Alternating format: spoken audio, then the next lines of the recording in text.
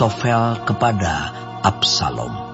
Izinkanlah aku memilih 12.000 orang.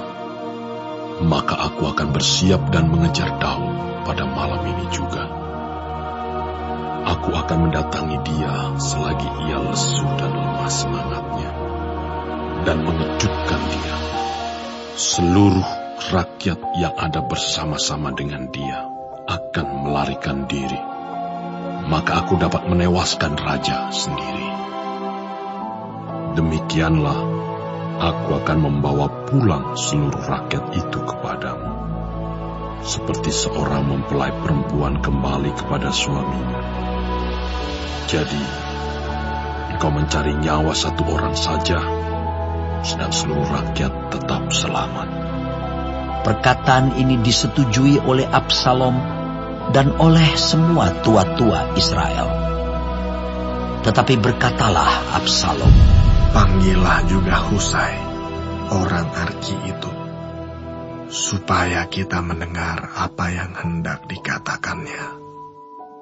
Ketika Husai datang kepada Absalom, berkatalah Absalom kepadanya demikian.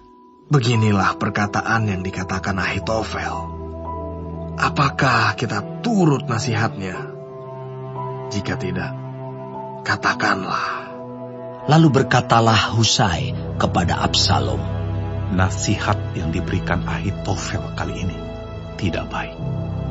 Kata Husai pula, engkau tahu bahwa ayahmu dan orang-orangnya adalah pahlawan, dan bahwa mereka sakit hati seperti beruang yang kehilangan anak di padang. Lagi pula ayahmu adalah seorang prajurit sejati. Ia tidak akan membiarkan rakyat tidur. Tentulah ia sekarang bersembunyi dalam salah satu lubang atau di salah satu tempat. Apabila pada penyerangan pertama beberapa orang tewas dan ada orang mendengar hal itu, maka orang akan berkata, rakyat yang telah mengikut Absalom sudah menderita kekalahan. Maka seorang gagah perkasa sekalipun, yang hatinya seperti hati singa akan tawar hati sama sekali. Sebab seluruh Israel tahu bahwa ayahmu itu seorang pahlawan, dan orang-orang yang bersama-sama dia adalah orang gagah perkasa. Sebab itu kunasihatkan, suruhlah seluruh Israel dari Dan sampai Berseba berkumpul kepadamu. Seperti pasir di tepi laut banyaknya, dan engkau sendiri juga harus turut bertempur. Apabila kita mendatangi dia di salah satu tempat di mana ia terdapat, maka kita akan menyergapnya seperti embun jatuh ke bumi, sehingga tidak ada yang lolos, baik dia maupun orang-orang yang menyertainya. Dan jika ia mengundurkan diri ke suatu kota, maka seluruh Israel akan mengikat kota itu dengan tali, dan kita akan menyeretnya sampai ke sungai, hingga batu kecil pun tidak terdapat lagi di sana. Lalu berkatalah Absalom dan setiap orang Israel, nasihat Husai orang Arki itu lebih baik daripada nasihat Ahitofel. Sebab Tuhan telah memutuskan bahwa nasihat Ahitofel yang baik itu digagalkan, dengan maksud supaya Tuhan mendatangkan celaka kepada Absalom. Sesudah itu berkatalah Husai kepada Zadok dan kepada Abiatar, imam-imam itu, ini dan itu dinasihatkan Ahitofel kepada Absalom dan kepada para tua-tua Israel. Tetapi ini dan itu kunasihatkan. Oleh sebab itu, suruhlah dengan segera memberitahukan kepada Daud demikian, pada malam ini janganlah bermalam di tempat-tempat penyeberangan kepada gunung, tetapi menyeberanglah dengan segera, supaya jangan raja dan seluruh rakyat yang bersama-sama dengan dia itu ditelan habis. Yonatan dan Ahimaas menunggu di En-Rogel, dan setiap kali ada seorang budak perempuan yang datang membawa kabar kepada mereka, dan mereka pun langsung memberitahu Raja Daud, sebab mereka tidak boleh dilihat memasuki kota. Tetapi seorang anak melihat mereka, lalu memberitahu Absalom. Jadi pergilah keduanya dengan segera, dan sampailah mereka ke rumah seseorang di Bahurim yang mempunyai sumur di halamannya. Maka turunlah mereka ke dalamnya. Kemudian perempuan itu mengambil kain tudungan, membentangkannya di atas mulut sumur itu, dan menaburkan butir-butir gandum di atasnya, sehingga tidak kelihatan apa-apa. Sampailah orang-orang Absalom kepada perempuan itu di rumahnya, lalu bertanya, "Di manakah Ahimaas dan Yonatan?" Jawab perempuan itu kepada mereka, "Mereka telah menyeberangi sungai itu." Kemudian mereka mencari, tetapi tidak mendapatnya. Lalu pulanglah mereka ke Yerusalem. Setelah orang-orang itu pergi, keluarlah keduanya dari sumur, lalu pergi memberitahu Raja Daud. Kata mereka kepada Daud, "Bersiaplah dan seberangilah dengan segera sungai ini. Sebab ini dan itu dinasihatkan Ahitofel terhadap kamu." Lalu bersiaplah Daud dan seluruh rakyat yang bersama-sama dengan dia, dan mereka menyeberangi sungai Yordan. Pada waktu fajar tidak ada seorang pun yang ketinggalan, yang tidak menyeberangi sungai Yordan. Ketika dilihat Ahitofel bahwa nasihatnya tidak dipedulikan, dipasangnyalah pelana keledainya, lalu berangkatlah ia ke rumahnya, ke kotanya. Ia mengatur urusan rumah tangganya, kemudian menggantung diri. Demikianlah ia mati, lalu ia dikuburkan dalam kuburan ayahnya. Maka sampailah Daud ke Mahanaim, ketika Absalom menyeberangi sungai Yordan dengan seluruh orang Israel yang menyertainya.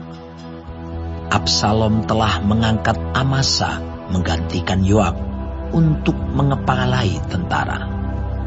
Amasa adalah anak seorang yang bernama Yitra, seorang Ismael yang telah memperistri Abigail binti Nahas, saudara perempuan Zeruya, ibu Yoab. Lalu orang Israel dan Absalom berkemah di tanah Gilead.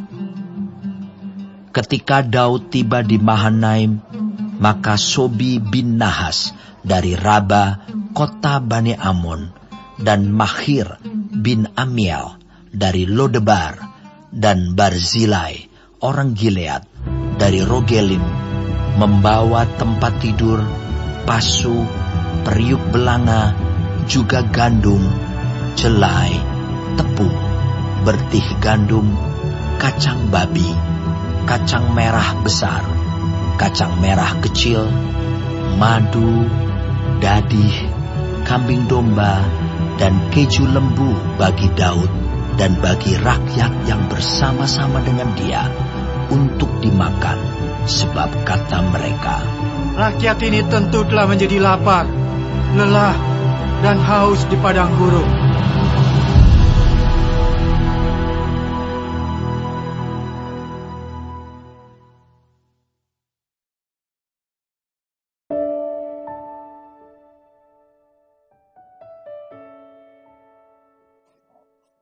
Shalom semua jemaat Tuhan, kembali kita di dalam pendalaman Alkitab Clearsight.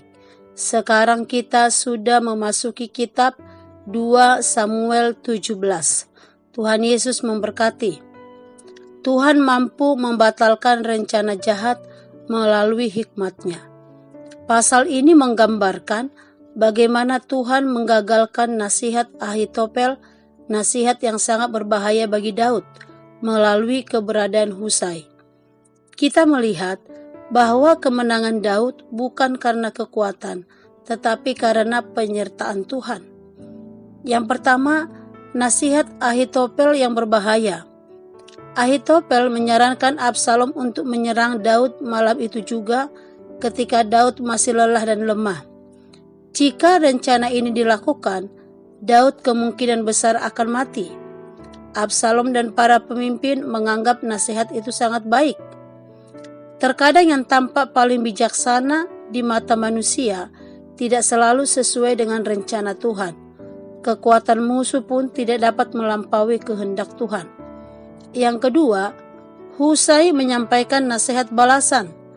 Absalom meminta pendapat kedua dan Husai memberi nasihat berbeda.